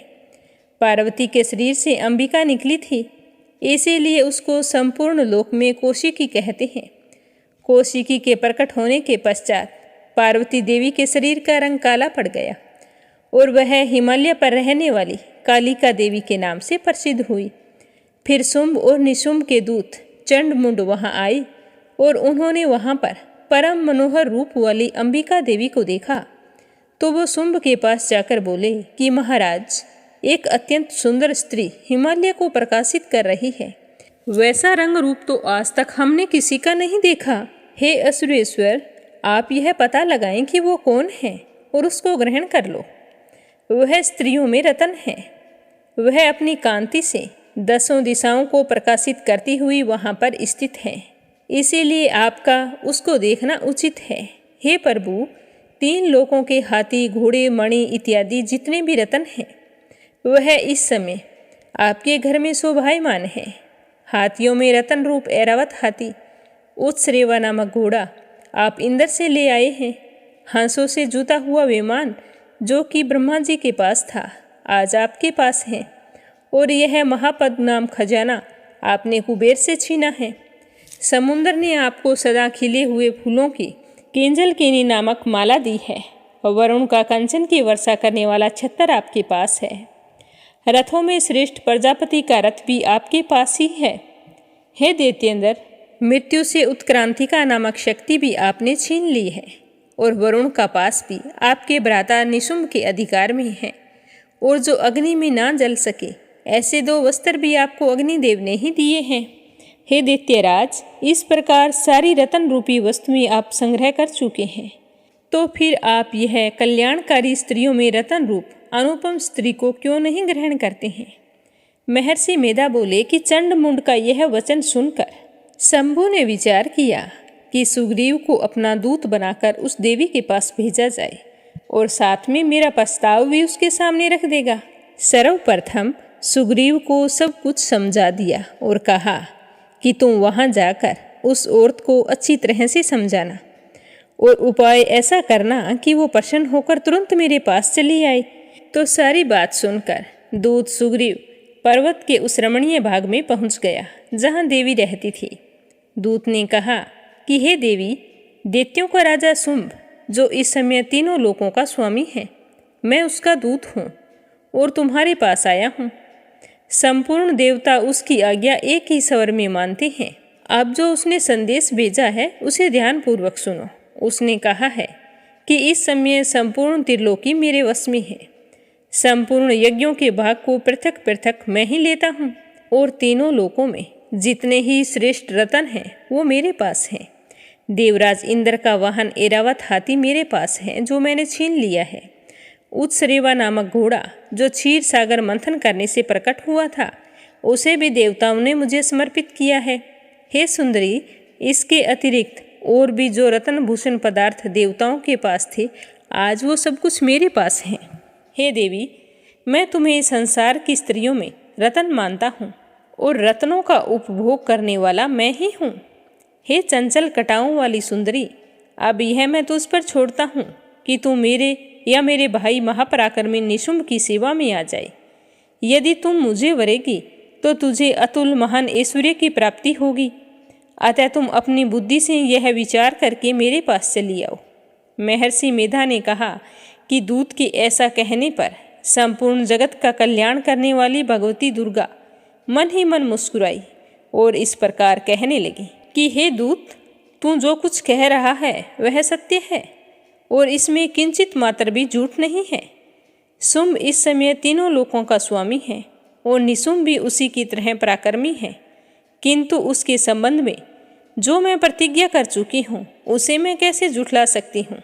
इसीलिए जो मैंने प्रतिज्ञा की है उसे ध्यानपूर्वक सुन। जो मुझे युद्ध में जीत लेगा और मेरे अभिमान को खंडित करेगा तथा बल में मेरे समान होगा वही मेरा स्वामी होगा। इसीलिए शुंभ अथवा निशुंभ यहाँ आवे और युद्ध में जीत कर मुझसे विवाह कर ले। इसमें देरी भला किस चीज़ की है। तो दूत ने कहा कि हे देवी, तुम अभिमान में भरी हुई हो, मेरे सामने तुम ऐसी बातें ना करो। इस त्रिलोक में मुझे ऐसा कोई दिखाई नहीं देता जो शुंभ और निशुंभ के सामने ठहर सके। हे देवी, जब अन्य देवताओं में कोई भी शुंभ व निशुंभ के समान युद्ध में नहीं ठहर सकता है, तो तुम जैसी अबला स्त्री उसके सामने रणभूमि में कैसे ठहरोगी। जिन शुंभ आदि असुरों के सामने इंद्र आदि देवता भी नहीं ठहर सके, तो तुम अकेली स्त्री उनके सामने कैसे ठहरोगी। अतः मेरा तुमसे कहना है कि तुम उनका प्रस्ताव स्वीकार करो और उनके पास चली जाओ, नहीं तो जब वो तुम्हें केस पकड़कर घसीटते हुए ले जाएंगे तो तुम्हारा गौरव नष्ट हो जाएगा। इसीलिए मेरी बात मान लो। तो देवी ने कहा कि जो तूने कहा है वो ठीक है। शुंभ और निशुंभ बड़े ही बलवान हैं, लेकिन मैं क्या कर सकती हूँ, क्योंकि मैं बिना विचारे प्रतिज्ञा कर चुकी हूँ।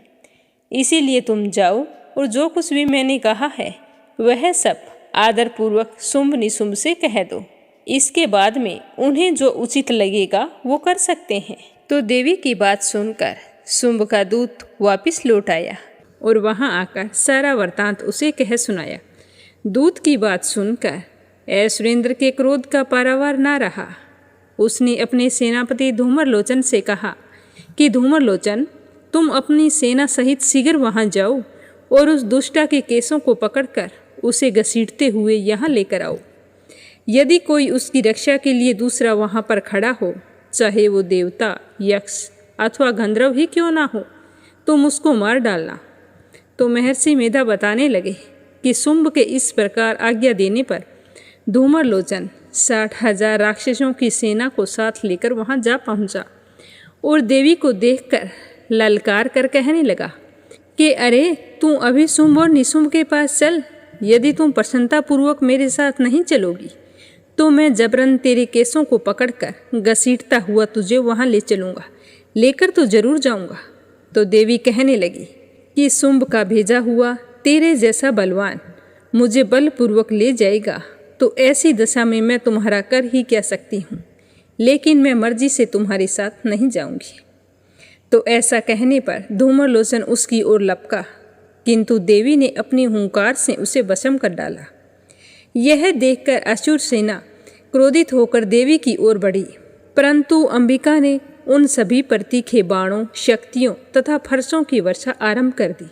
इतने में देवी का वाहन भी अपनी ग्रीवा के बालों को झटकता हुआ वहाँ बड़ा भारी शब्द करता हुआ असुर सेना में कूद पड़ा। उसने कई अपने पंजों से और कई अपने जबड़ों से और कईयों को धरती पर पटक कर अपनी दाढ़ों से घायल करके मार डाला। उसने कई असुरों को अपने नख से पेट फाड़ डाले, कई असुरों के केवल थप्पड़ मारकर ही सिर धड़ से अलग कर दिए, कई असुरों की भुजाएं और सिर तोड़ डाले। गर्दन के बालों को हिलाते हुए उसने कई असुरों को पकड़कर उनके पेट फाड़कर उनका रक्त पी लिया। इस प्रकार देवी के उस महाबलवान सिंह ने क्षण भर में असुर सेना को समाप्त कर दिया। शुंभ ने जब यह समाचार सुना कि देवी ने धूम्रलोचन असुर को मार डाला है और उसके सिंह ने सारी सेना का संहार कर दिया है, तो यह सुनकर उसे बहुत ही गुस्सा आया। क्रोध के मारे उसके होठ फड़कने लगे। उसने चंड तथा मुंड नामक महाअसुरों को आज्ञा दी कि हे चंड, हे मुंड, तुम अपने साथ एक बड़ी सेना लेकर वहां जाओ और उस देवी के बाल पकड़कर उसे बांधकर तुरंत यहाँ लेकर आओ। यदि तुम्हें यहाँ लाने में किसी भी प्रकार का संदेह हो तो अपनी सेना सहित उससे लड़ते हुए उसका वध कर देना। जब वह दुष्टा और उसका सिंह दोनों मारे जाएं, तब भी उन्हें मरे हुओं को यहाँ लेकर आना। तो दैत्यराज की आज्ञा पाकर चंड और मुंड चतुरंगी सेना को साथ लेकर हथियार उठाए हुए देवी से लड़ने के लिए चल दिए। हिमालय पर्वत पर पहुंचकर उन्होंने मुस्कुराती हुई देवी जो सिंह पर बैठी हुई थी, तो उसे देखते ही असुर उनको पकड़ने के लिए तलवारें लेकर उसकी ओर बढ़े। तब अंबिका को उन पर बड़ा ही गुस्सा आया और गुस्से के मारे उनका मुंह काला पड़ गया, उनकी बकुटियाँ चढ़ गई। उनके ललाट में से अत्यंत भयंकर तथा अत्यंत विस्तृत मुख वाली लाल आंखों वाली काली प्रकट हुई, जो कि अपने हाथ में तलवार और पास लिए हुए थी। वह विचित्र खड्ग धारण किए हुए थी तथा चीते की चरम की साड़ी एवं नरमुंडों की माला पहन रखी थी। उसका मांस सूखा हुआ था, शरीर पर केवल हड्डियों का ढांचा था, और जो भयंकर शब्द से दिशाओं को पूर्ण कर रही थी, वह असुर सेना पर टूट पड़ी और दैत्यों का भक्षण करने लगी। वह पार्श्व रक्षकों, अंकुशधारी महावतों, हाथियों पर सवार योद्धाओं और घंटा सहित हाथियों को एक हाथ से पकड़ पकड़ कर अपने मुंह में डाल रही थी, और इस प्रकार वह घोड़ों, रथों, सारथियों व रथों में बैठे हुए सैनिकों को भी मुंह में डालकर भयानक रूप से चबा रही थी। किसी के केस पकड़कर, किसी को पैरों से दबाकर और किसी दैत्य को छाती से मसल कर मार रही थी। वह दैत्य के छोड़े हुए बड़े बड़े अस्त्र शस्त्र को भी मुंह में पकड़कर और क्रोध में भरकर उनको दांतों में पीस रही थी। उसने कई बड़े बड़े असुर भक्षण कर डाले, कितनों को ही रौंद डाला और कितने ही उसकी मार के मारे भाग गए।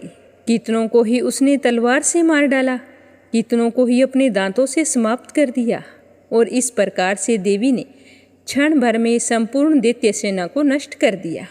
यह देखकर चंड काली देवी की ओर पलका और मुंड ने भी देवी पर अपने भयानक बाणों की वर्षा आरंभ कर दी और अपने 1000 चक्कर उस पर छोड़ दिए। उस समय वह चमकते हुए बाण व चक्कर देवी के मुंह में प्रवेश करते हुए इस प्रकार दिखाई दे रहे थे, जैसे मानो बहुत से सूर्य मेघों की घटा में प्रविष्ट कर रहे हों।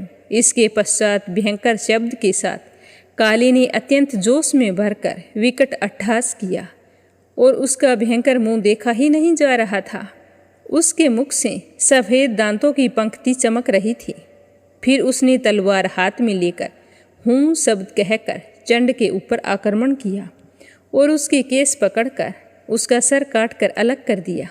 चंड को मरा हुआ देखकर मुंड देवी की ओर लपका, परंतु देवी ने क्रोध में भरे हुए उसे भी अपनी तलवार से यमलोक पहुंचा दिया। चंड और मुंड को मरा हुआ देखकर उसकी बाकी बची हुई सेना वहां से भाग गई। इसके पश्चात काली चंड और मुंड के कटे हुए सिरों को लेकर चंडिका के पास गई और प्रचंड अट्टहास के साथ कहने लगी कि हे देवी, चंड और मुंड 2 महादैत्यों को मारकर मैंने तुम्हें भेंट कर दिया है। अब शुंभ और निशुंभ का वध तुमको करना है। तो चंड और मुंड के सिरों को देखकर कल्याणकाई चंडी ने काली से मधुर वाणी में कहा कि हे देवी, तुम चंड और मुंड को मेरे पास लेकर आई हो, अतः संसार में चामुंडा के नाम से तुम्हारी ख्याति होगी। महर्षि मेधा कहने लगे कि चंड और मुंड नामक असुरों के मारे जाने से, बहुत सी सेना के नष्ट हो जाने से असुरों के राजा प्रतापी शुंभ ने क्रोध युक्त होकर अपनी संपूर्ण सेना को युद्ध के लिए तैयार होने की आज्ञा दी और उसने कहा कि अब उदययुध नामक 86 असुर सेनापति अपनी सेनाओं के साथ युद्ध के लिए जाएं और कंबो नामक 84 सेनापति भी युद्ध के लिए तैयार हो जाएं। कोटि वीर्य नामक 50 सेनापति और धोमर कुल नाम के 100 सेनापति प्रस्थान करें। कालक, दोहर, मौर्य और कालकीय यह दैत्य भी मेरी आज्ञा से सजकर युद्ध के लिए कूच करें। भयानक शासन करने वाले असुरों का स्वामी शुंभ इस प्रकार आज्ञा देकर बहुत बड़ी सेना के साथ युद्ध के लिए चल पड़ा। उसकी सेना को अपनी ओर आता देखकर चंडिका ने अपनी धनुष की टंकोर से पृथ्वी और आकाश के बीच का भाग गुंजा दिया। हे राजन, इसके पश्चात देवी के सिंह ने दहाड़ना शुरू कर दिया और अंबिका के घंटे के शब्दों ने उस ध्वनि को और भी बढ़ा दिया। धनुष की टंकार, शेर की दहाड़ और घंटे के शब्द से पृथ्वी और आकाश के बीच का भाग गूंज उठा। इसके साथ ही देवी ने अपने मुख को और भी भयानक बना लिया। ऐसे भयंकर शब्द को सुनकर राक्षसी सेना ने देवी तथा सिंह को चारों ओर से घेर लिया। उस समय दैत्यों के नाश के लिए और देवताओं के हित के लिए पितामह ब्रह्मा, शिव, कार्तिकेय, विष्णु तथा इंद्र आदि देवों की शक्तियाँ, जो अत्यंत पराक्रम और बल से संपन्न थी, उनके शरीर से निकलकर उस रूप में चंडिका देवी के पास आई। जिस देवता का जैसा रूप था, जैसे आभूषण थे, जैसा वाहन था, वैसा ही रूप, आभूषण और वाहन लेकर उन देवताओं की शक्तियाँ दैत्यों से युद्ध करने के लिए वहाँ पर आ गई। हंस युक्त विमान में बैठकर और रुद्राक्ष की माला तथा कमंडलू धारण करके ब्रह्मा जी की शक्ति आई। वृषभ पर सवार होकर, हाथ में त्रिशूल लेकर, महानाग का कंकण पहनकर और चंद्र रेखा से भूषित होकर भगवान शंकर की शक्ति महेश्वरी आई और मोर पर आरूढ़ होकर हाथ में शक्ति लिए दैत्यों से युद्ध करने के लिए कार्तिकेय जी की शक्ति उन्हीं का रूप धारण करके वहाँ पर आई। भगवान विष्णु की शक्ति गरुड़ पर सवार होकर शंख, चक्र, गदा, धनुष तथा खड्ग हाथ में लिए हुए वहाँ पर आई। श्री हरि की शक्ति वराही वराह का शरीर धारण करके आई और नरसिंह के समान शरीर धारण करके उनकी शक्ति नरसिंह भी वहाँ पर आ गई। उनके गर्दन के झटकों से आकाश के तारे टूट पड़ते थे और इसी प्रकार देवराज इंद्र की शक्ति ऐन्द्री भी ऐरावत के ऊपर सवार होकर आई। आने के पश्चात देव शक्तियों से घिरे हुए भगवान शंकर ने चंडिका से कहा कि मेरी प्रसन्नता के लिए तुम शीघ्र ही इन असुरों को मार दो। इसके पश्चात देवी के शरीर से अत्यंत उग्र रूप वाली, सैकड़ों गिदड़ियों के समान आवाज करने वाली चंडिका शक्ति प्रकट हुई। उस अपराजिता देवी ने धूमिल जटा वाले भगवान शिव शंकर से कहा कि हे प्रभु, आप मेरी ओर से दूत बनकर शुंभ और निशुंभ के पास जाइए और उन अत्यंत गर्वीले दैत्यों से कहिए तथा उनके अतिरिक्त और भी वहाँ पर दैत्य जो युद्ध के लिए आए हैं, उनसे भी कहिए कि तुम्हें जीवित रहने की इच्छा है तो त्रिलोकी का राज्य इंद्र को दे दो। देवताओं का उनका यज्ञ भाग मिलना आरंभ हो जाए और तुम पाताल लौट जाओ। किंतु यदि बल के गर्व से तुम लड़ने की इच्छा रखते हो तो फिर आ जाओ, तुम्हारे मांस से मेरी योगिनियाँ तृप्त हो जाएगी। तो यह समाचार उन तक पहुंचाने के लिए भगवान शंकर को दूत के कार्य के लिए नियुक्त किया। इसीलिए वह संसार में शिवदूती के नाम से विख्यात हुई। भगवान शंकर ने देवी का संदेश ले जाकर उन दैत्यों को दे दिया तो संदेश पाते ही उन दैत्यों के क्रोध की कोई सीमा नहीं रही। जिस स्थान पर देवी विराजमान थी, सारे के सारे वहां पर पहुंच गए और वहां पर पहुंचते ही बाणों और शक्तियों की वर्षा करने लगी। देवी ने उनके द्वारा फेंके हुए बाण, शक्तियाँ, त्रिशूल और फरसों को अपने बाणों से काट डाला। काली देवी उस देवी के साथ आगे खड़ी होकर स्त्रुओं को त्रिशूल से विदीर्ण करने लगी और खटवांग से कुचलने लगी। ब्राह्मणी जिस तरफ दौड़ती थी उस तरफ अपने कमंडलू का जल छिड़ककर दैत्यों के वीर्य व बल को नष्ट कर देती। इस प्रकार महेश्वरी त्रिशूल से, वैष्णवी चक्कर से और अत्यंत कोप वाली कुमारी शक्ति द्वारा असुरों को मार रही थी। ऐन्द्री के बाजू के प्रहार से सैकड़ों दैत्य रक्त की नदियां बहाते हुए पृथ्वी पर सो गए। वराही ने कितने ही राक्षसों को अपने थुथुन द्वारा मृत्यु के घाट उतार दिया।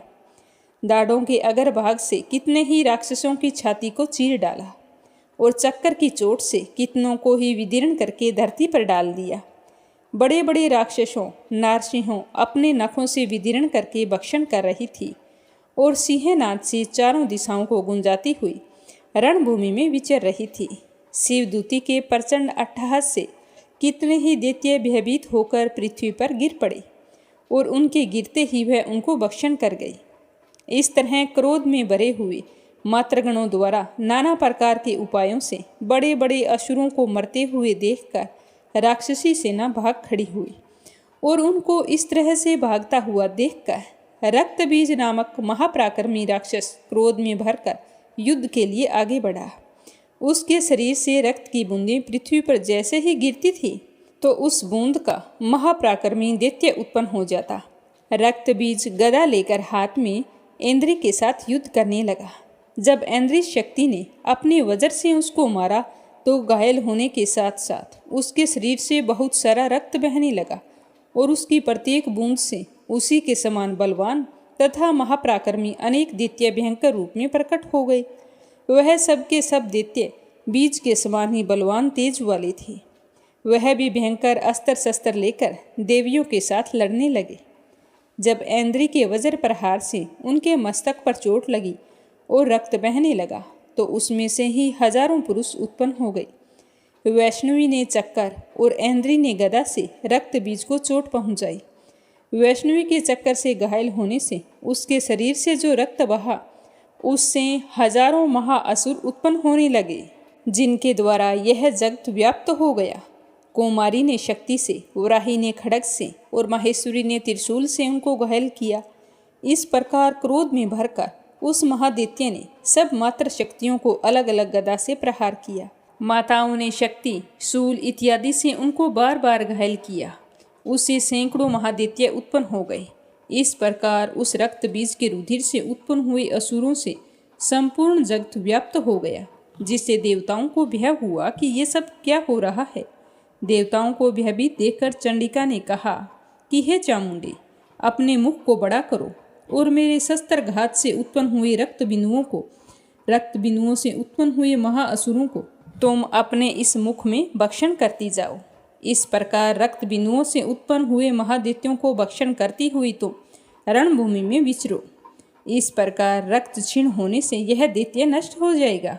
अगर तुम इनका भक्षण करती रहोगी तो तुम्हारे भक्षण करने के कारण अन्य दैत्य पैदा नहीं होंगे।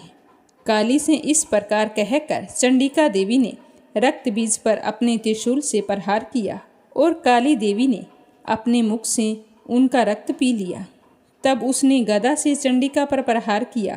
प्रहार से चंडिका को तनिक भी कष्ट नहीं हुआ, किंतु रक्त बीज के शरीर से बहुत सा रक्त बहने लगा।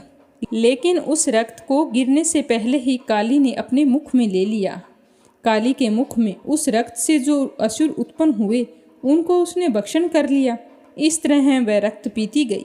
देवी ने रक्त बीज को, जिसका खून काली ने पिया था, चंडिका ने उस दैत्य को वज्र, बाण, खड्ग इत्यादि से मार डाला।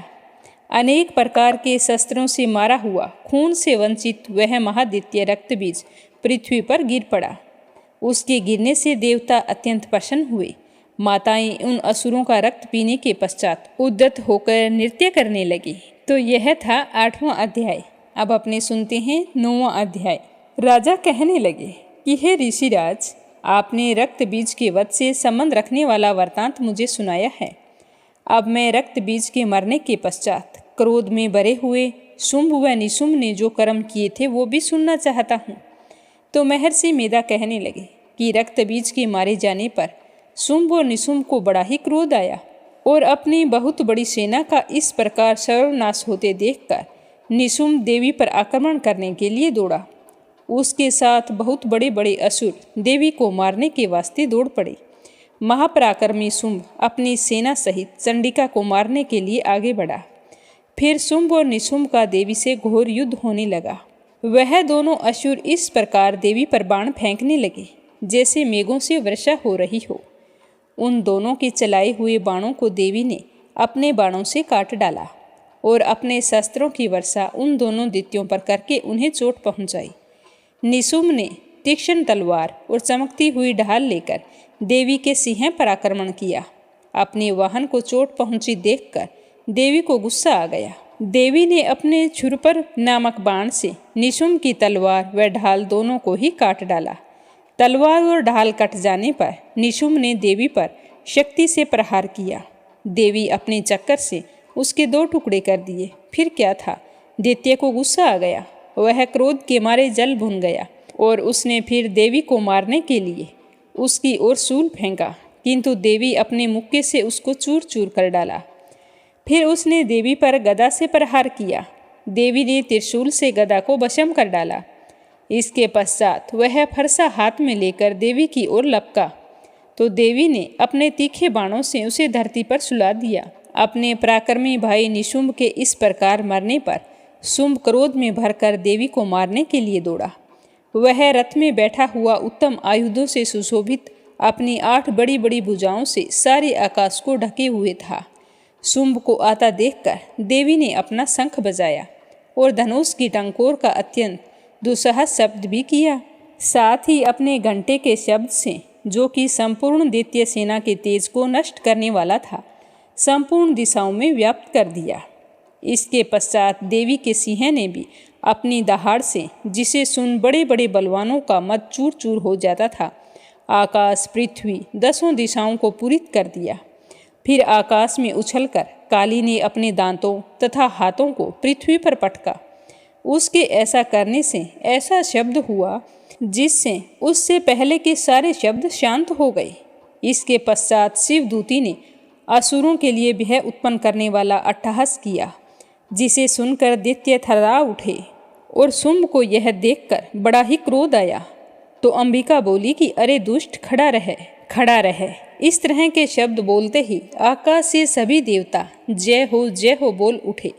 शुंभ ने वहां आकर ज्वालाओं से युक्त एक अत्यंत भयंकर शक्ति छोड़ी, जिसे आता देखकर देवी अपनी मोहलका नामक शक्ति से उसे काट डाला। हे राजन, फिर शुंभ के सिंहनाद से तीनों लोक व्याप्त हो गई। उसकी प्रतिध्वनि से ऐसा घोर शब्द हुआ जिससे इससे पहले के सारे शब्दों को उसने जीत लिया। शुंभ के छोड़े हुए बाणों को देवी ने और देवी के छोड़े हुए बाणों को शुंभ ने अपने बाणों से काटकर सैकड़ों हजारों टुकड़ों में बदल दिया। इसके पश्चात जब चंडिका ने क्रोध में भरकर शुंभ को त्रिशूल से मारा तो वह मूर्छित होकर पृथ्वी पर गिर पड़ा, और उसकी मूर्छा जब दूर हुई तो वह धनुष लेकर फिर खड़ा हो गया और बाणों से उसने देवी काली तथा सिंह को घायल कर दिया। फिर उस राक्षस ने 10,000 भुजाएं धारण करके चक्कर आदि आयुधों से देवी को आच्छादित कर दिया। तब देवी भगवती ने कुपित होकर बाणों से उन चक्रों तथा बाणों को काट डाला।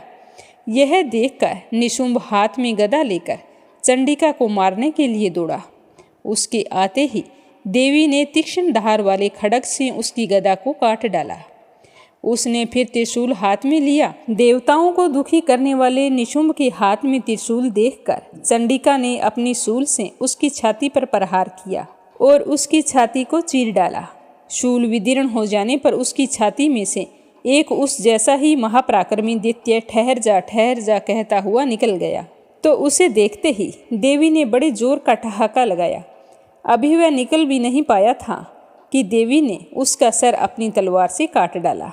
सिर के कटने के साथ ही वह पृथ्वी पर गिर पड़ा। सिंह दहाड़ दहाड़ कर असुरों का भक्षण करने लगा और काली शिवदूती भी राक्षसों का रक्त पीने लगी। कौमारी की शक्ति से कितने ही महादैत्य नष्ट हो गए। पितामह ब्रह्मा जी के कमंडल से कितने ही असुर समाप्त हो गए। कई दैत्य माहेश्वरी के त्रिशूल से विदीर्ण होकर पृथ्वी पर गिर पड़े और वराही के प्रहारों से छिन्न भिन्न होकर धराशायी हो गई। वैष्णवी ने अपने चक्कर से बड़े बड़े महापराक्रमियों का कचूमर निकालकर उन्हें भी यमलोक भेज दिया और ऐन्द्री से कितने ही महाबली राक्षस टुकड़े टुकड़े हो गए। कई दैत्य मारे गए, कई भाग गए, कितने ही काली शिवदूती और सिंह ने भक्षण कर लिए। महर्षि मेधा ने कहा कि हे राजन, अपने प्यारे भाई को मरा हुआ तथा सेना को नष्ट हुआ देख क्रोध में भरकर दैत्यराज शुंभ कहने लगा कि दुष्ट दुर्गे, तू अहंकार से गर्व मत कर, क्योंकि तू तो दूसरों के बल पर लड़ रही है। तो देवी ने कहा कि हे दुष्ट, देख, मैं तो अकेली हूँ। इस संसार में मेरे सिवा दूसरा कौन है? यह सब मेरी शक्तियाँ हैं। देख, यह सब की सब मुझ में प्रविष्ट हो रही है। इसके पश्चात ब्राह्मणी आदि देवियाँ उसके शरीर में समा गई और देवी अकेली रह गई। तब देवी ने कहा, मैं अपनी ऐश्वर्य शक्ति से अनेक रूपों में यहाँ उपस्थित हुई थी। उन सब रूपों को मैंने समेट लिया है। अब मैं अकेली यहाँ पर खड़ी हूँ, तुम भी यहीं पर ठहरो। महर्षि मेधा कहने लगे। तब योद्धाओं तथा राक्षसों के देखते ही देखते देवी तथा शुंभ में भयंकर युद्ध होने लगा। अंबिका देवी ने सैकड़ों अस्त्र शस्त्र छोड़े। उधर दैत्यराज ने भी भयंकर अस्त्रों का प्रहार करना शुरू कर दिया। देवी के छोड़े हुए सैकड़ों अस्त्रों को दैत्य ने अपने अस्त्रों द्वारा काट डाला। इसी प्रकार शुंभ ने जो अस्त्र छोड़े उनको देवी ने अपने भयंकर ओंकार के द्वारा ही नष्ट कर डाला। दैत्य ने जब सैकड़ों बाण छोड़कर देवी को ढक दिया तो क्रोध में भरकर देवी ने अपने बाणों से उसका धनुष नष्ट कर डाला। धनुष कट जाने पर दैत्येंद्र ने शक्ति चलाई, लेकिन देवी ने उसे भी काट कर फेंक दिया। फिर दैत्येंद्र चमकती हुई ढाल लेकर देवी की ओर दौड़ा, किंतु जब वह देवी के समीप पहुंचा तो देवी ने अपने तीक्ष्ण बाणों से उसकी चमकने वाली ढाल को भी काट दिया। फिर दैत्येंद्र का घोड़ा मर गया, रथ भी टूट गया, सारथी भी मारा गया। तब वह भयंकर मजदूर लेकर देवी पर आक्रमण करने के लिए चला, किंतु देवी ने अपने तीक्ष्ण बाणों से उसके मुर्दुर को भी काट दिया। इस पर दैत्य ने क्रोध में भरकर देवी की छाती में बड़े जोर से एक मुक्का मारा। दैत्य ने जब देवी को मुक्का मारा तो देवी ने भी उसकी छाती में एक जोरदार थप्पड़ मार दिया। थप्पड़ खाकर पहले तो दैत्य पृथ्वी पर गिर पड़ा, किंतु तुरंत ही खड़ा हो गया और फिर देवी को पकड़कर आकाश की ओर उछला। वहां जाकर दोनों युद्ध करने लगे। वह युद्ध ऋषियों और देवताओं को आश्चर्य में डालने वाला था। देवी आकाश में दैत्य के साथ बहुत देर तक युद्ध करती रही। फिर देवी ने उसे आकाश में घुमाकर पृथ्वी पर फेंक दिया। दुष्ट आत्मा दैत्य पुनः उठकर देवी को मारने के लिए दौड़ा। तब उसको अपनी ओर आता हुआ देखकर देवी ने उसकी छाती विदीर्ण करके उसको पृथ्वी पर पटक दिया। देवी के त्रिशूल से घायल होने पर उस दैत्य के प्राण पखेरु उड़ गए और उसके मरने पर समुद्र, द्वीप, पर्वत, पृथ्वी सब कांपने लगे। उसके बाद दुष्ट आत्मा के मरने से संपूर्ण जगत प्रसन्न और स्वस्थ हो गया। आकाश निर्मल हो गया। पहले जो उत्पात सूचक मेघ और उल्कापात होते थे वे सब शांत हो गए। उसके मारे जाने पर नदियां अपने ठीक मार्ग पर बहने लगी। संपूर्ण देवताओं का हृदय खुशी से भर गया। गंधर्वियाँ सुंदर गान करने लगी, गंधर्व बाजे बजाने लगी और अप्सराएं नाचने लगी। पवित्र वायु बहने लगी। सूर्य की कांति स्वच्छ हो गई। यज्ञशालाओं की बुझी हुई अग्नि अपने आप प्रज्वलित हो उठी और चारों दिशाओं में शांति फैल गई। तो ये था दुर्गा सप्तशती का 10वां अध्याय। अब अपने सुनते हैं 11वां अध्याय। बोलो दुर्गा माता की जय हो। महर्षि मेधा कहते हैं कि दैत्य के मारे जाने पर इंद्रादि देवता अग्नि को आगे करके कात्यायनी देवी की स्तुति करने लगे। उस समय अभीष्ट की प्राप्ति के कारण उनके मुख खिले हुए थे। देवताओं ने कहा कि हे शरणागतों के दुख दूर करने वाली देवी, तुम प्रसन्न हो जाओ। हे संपूर्ण जगत की माता, तुम प्रसन्न होवो। विंध्येश्वरी, तुम विश्व की रक्षा करो, क्योंकि तुम इस चर और अचर की ईश्वरी हो। हे देवी, संपूर्ण जगत की आधार रूप हो, क्योंकि तुम पृथ्वी रूप में स्थित हो और अत्यंत पराक्रम वाली देवी हो। तुम विष्णु की शक्ति हो और विश्व की बीज परम माया हो, और तुमने ही इस संपूर्ण जगत को मोहित कर रखा है। तुम्हारे प्रसन्न होने से यह पृथ्वी मोक्ष को प्राप्त होती है। हे देवी, संपूर्ण विद्याएं तुम्हारे ही भिन्न भिन्न स्वरूप हैं। इस जगत में जितनी भी स्त्रियां हैं वह सब तुम्हारी ही मूर्तियां हैं। एकमात्र तुमने ही इस जगत को व्याप्त कर रखा है। तुम्हारी स्तुति किस प्रकार हो सकती है, क्योंकि तुम परम बुद्धि रूप हो और संपूर्ण प्राणी रूप स्वर्ग और मुक्ति देने वाली हो। अतः इस रूप में तुम्हारी स्तुति की गई है। तुम्हारी स्तुति के लिए इससे बढ़कर और क्या युक्ति हो सकती है। संपूर्ण जनों के हृदय में बुद्धि रूप होकर निवास करने वाली, स्वर्ग तथा मोक्ष प्रदान करने वाली हे नारायणी देवी, तुमको नमस्कार है। कला काष्ठा आदि रूप से अवस्थाओं को परिवर्तन की ओर ले जाने वाली तथा प्राणियों का अंत करने वाली नारायणी, तुमको नमस्कार है।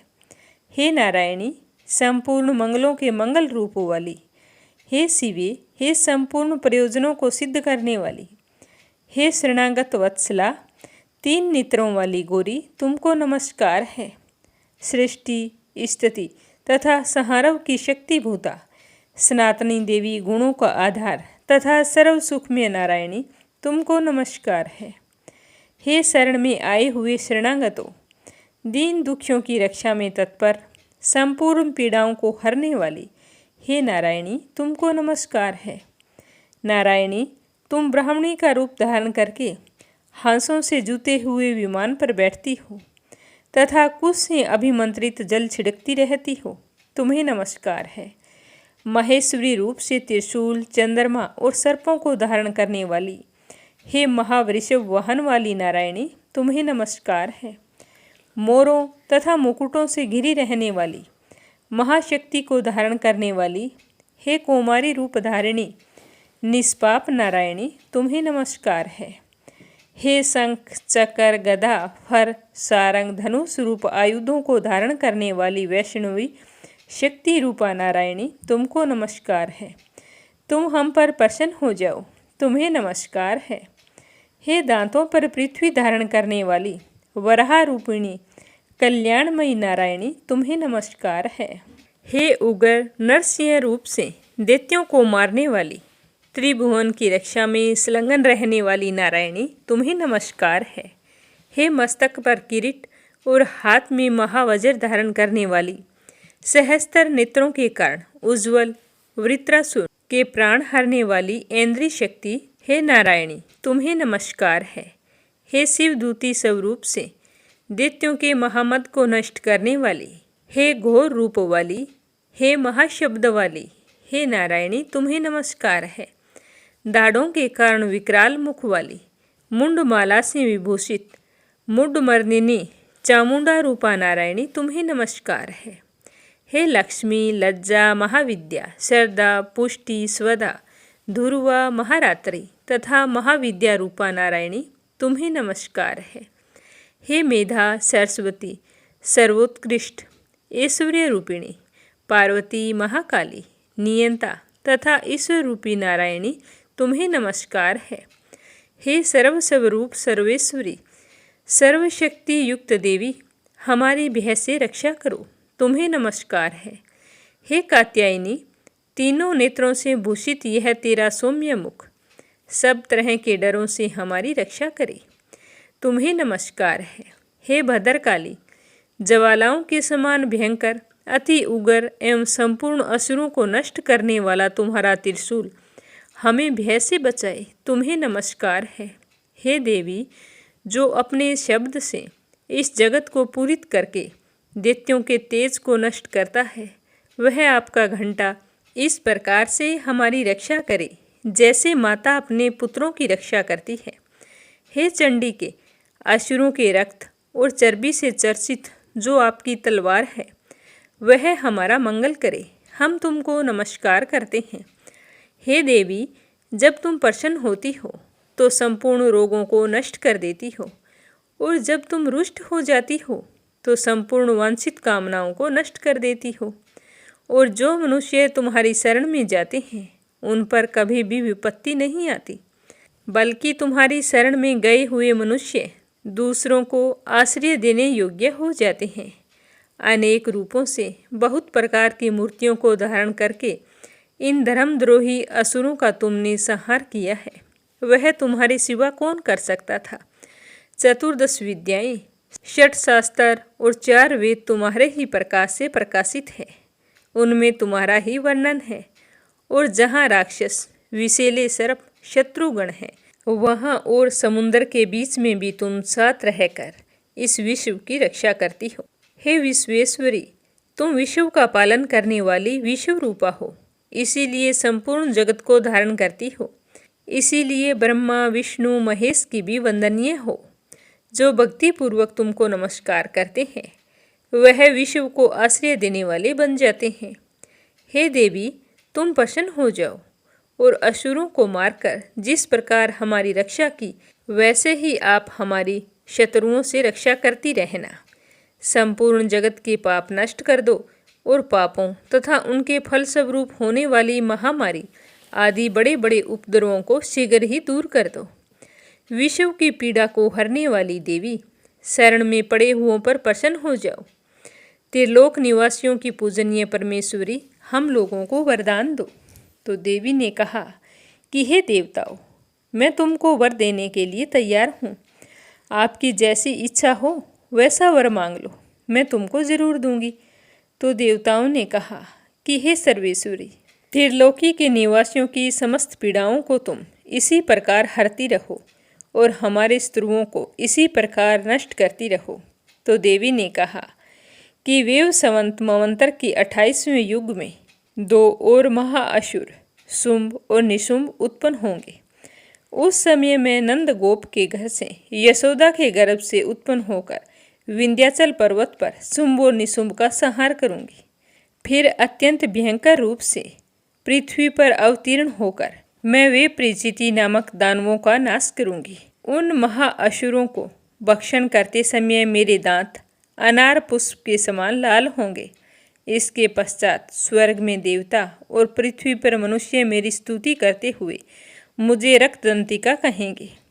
फिर जब मैं 100 वर्षों तक वर्षा ना होगी तो मैं ऋषियों की स्तुति करने पर आयोनिज नाम से प्रकट होऊंगी और अपने 100 नेत्रों से ऋषियों की ओर देखूंगी। अतः मनुष्य शताक्षी नाम से मेरा कीर्तन करेंगे। उसी समय मैं अपने शरीर से उत्पन्न हुए प्राणों की रक्षा करने वाले शाकों द्वारा सब प्राणियों का पालन करूंगी और तब इस पृथ्वी पर शाकंभरी के नाम से विख्यात हो जाऊंगी। और इसी अवतार में मैं दुर्ग नामक महाअसुर का वध करूंगी और इससे मैं दुर्गा देवी के नाम से प्रसिद्ध होऊंगी। इसके पश्चात जब मैं भयानक रूप धारण करके हिमालय निवासी ऋषियों महर्षियों की रक्षा करूंगी तब भीमा देवी के नाम से मेरी ख्याति होगी। जब फिर अरुण नामक असुर तीनों लोगों को पीड़ित करेगा तब मैं असंख्य भ्रमरों का रूप धारण करके उस महादैत्य का वध करूंगी। तब स्वर्ग में देवता और मृत्यु लोक में मनुष्य मेरी स्तुति करते हुए मुझे भ्रामरी के नाम से पुकारेंगे। इस प्रकार जब जब पृथ्वी राक्षसों से पीड़ित होगी तब तब मैं अवतरित होकर उन शत्रुओं का नाश करूंगी। जो पुरुष इन स्त्रोतों द्वारा एकाग्रचित होकर मेरी स्तुति करेगा उसके संपूर्ण कष्टों को मैं निसंदेह हर लूंगी।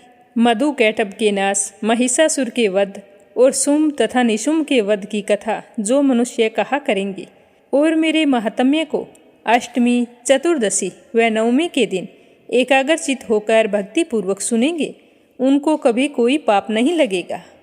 पाप से उत्पन्न हुई विपत्ति भी उनको नहीं सताएगी। उनके घर में दरिद्रता नहीं होगी और ना ही उनका अपने प्रियजनों से विच्छोह होगा। उनको किसी भी प्रकार का भय नहीं रहेगा। इसीलिए प्रत्येक मनुष्य को भक्तिपूर्वक मेरे इस कल्याणकारक महात्म्य को सदा पढ़ना और सुनना चाहिए। मेरा यह महात्म्य महामारी से उत्पन्न हुए संपूर्ण उपद्रवों एवं 3 प्रकार के उत्पातों को शांत कर देता है।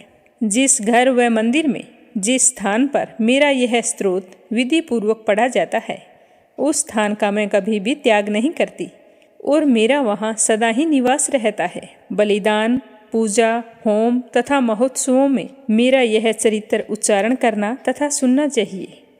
ऐसा हवन या पूजन मनुष्य जानकर या बिना जाने करे तो मैं उसे तुरंत ग्रहण कर लेती हूँ। और सर्द काल में प्रत्येक वर्ष जो महापूजा की जाती है उसमें मनुष्य भक्तिपूर्वक मेरा यह महात्म्य सुनकर सारी विपत्तियों से छूट जाता है और धन धान्य तथा पुत्र आदि से संपन्न हो जाता है। और मेरे इस महात्म्य व कथाओं आदि को सुनकर मनुष्य निर्भय हो जाता है और महात्म्य को सुनने वाले के शत्रु नष्ट हो जाते हैं तथा कल्याण की प्राप्ति होती है। उनका कुल आनंदित हो जाता है, सब कष्ट शांत हो जाते हैं तथा उसे भयंकर सपने दिखाई देना बंद हो जाते हैं। घरेलू दुख झगड़े सब मिट जाते हैं। बाल ग्रहों में ग्रसित बालकों के लिए मेरा यह महात्म्य परम शांति देने वाला है। मनुष्यों में फूट पड़ने पर यह भली भांति मित्रता करवाने वाला है।